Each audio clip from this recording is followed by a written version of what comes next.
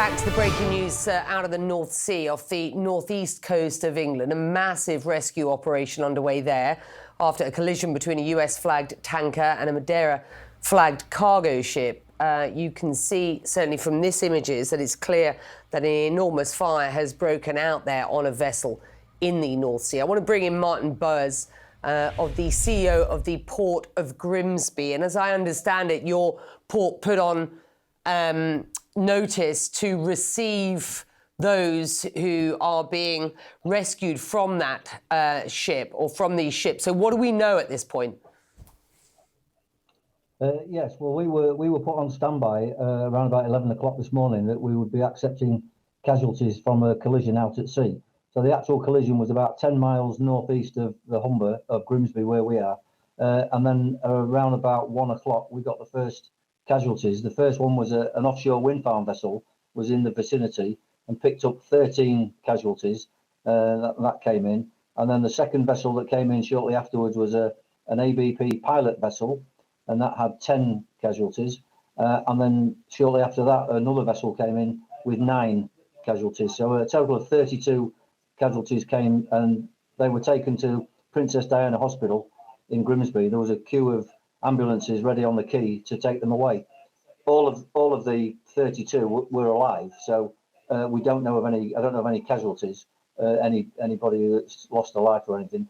And I don't know how many crew there were in total. And we've also been told that there might be another vessel with some more casualties to come. Do we know whether these casualties were plucked from the water or were taken from the vessels? I would think it depends on how there was a fireball, so it just depends on what happened out there, and of course nobody knows. Very few people were there at the time. I would imagine they were taken off the vessel.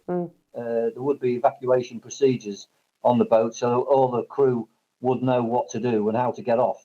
But again, who knows what the actual incident was like? And I've seen a couple of the pictures, and it's fairly dramatic. So it looks terrible. How many rescue boats have gone out from your port, the Port of Grimsby, and how many are still out looking? Well, what happens in this circumstance is that immediately there is almost automatically a mayday signal that goes out. So what happens is that all the vessels in the immediate vicinity will go to assist the crew and the vessels and the people on board. So the first vessel that came in was actually a crew transfer vessel for the offshore wind farms. So he wasn't out there. He didn't go to rescue them particularly. He just happened to be there. So he was the first one there. And then they called for the lifeboat. So there's only one lifeboat on the Humber, but one went from the Humber, another one went from Cleethorpes, and another lifeboat went from Bridlington. So lifeboats went, but luckily there were actually 2 or 3 vessels already out there. So some of the injured people, the casualties, were able to get on board and come ashore. Understood. Do you have any more information on exactly what happened or what might have led to this? The only thing I know is that the 2 vessels, the Stena Immaculate and the Solong, the Stena Immaculate was at anchor, which means it was stationary.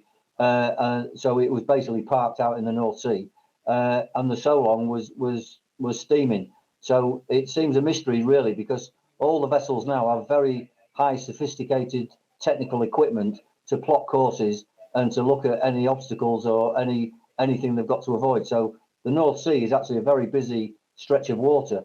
It's a shallow sea as well, but there's lots of oil rigs, there's wind farms, there's protected areas. There's all sorts of areas that vessels are not allowed to go. So you've got to have your wits about you. But also with the vessels, they set a course. So there will be a course that would have been set. So you would presume that they would have known that they were on a particular course. So you wouldn't expect that a vessel would tie up at anchor in a shipping lane. But I don't know. There's a lot of speculation, but it's difficult to actually suggest what went on, other than the fact it should never have happened. Well, Anna Stewart, following developments for us, what do we know at this point? So information is still pretty scarce. What you can see from that video, though, is of course a vessel on fire, a cargo ship and an oil tanker colliding. The first call, the alarm call, came at 9:48 a.m. this morning, and the Coast Guard says that it has responded with fixed-wing aircraft and nearby vessels with firefighting capability. At this stage, we know that 32 casualties have been brought to shore. And what we can really glean at this stage, Becky, is looking at Vessel Finder and some of these marine tracking websites.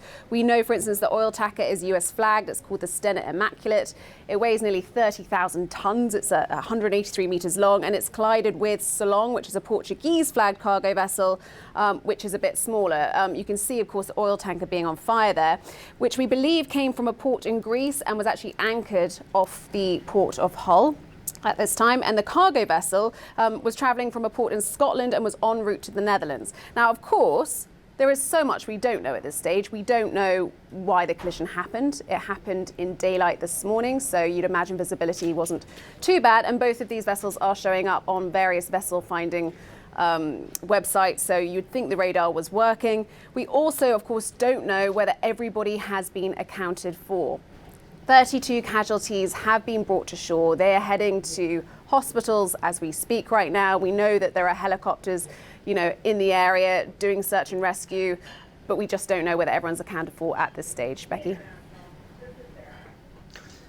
By my calculation, the first alarms on this then would have been about 6 hours ago. What more do we know about the emergency rescue operations at this point? So it's been led by the Coast Guard, and at this stage we know that it involves helicopters, planes, it involves many actual ships that you can see on some of these radar websites. I can see about 5 or 6 tugboats right by these two big vessels, I imagine trying to help with search and rescue, but information is scarce, and at this stage, of course, no one's really getting into the question of why they collided. It's very much a sort of search and rescue mission right now.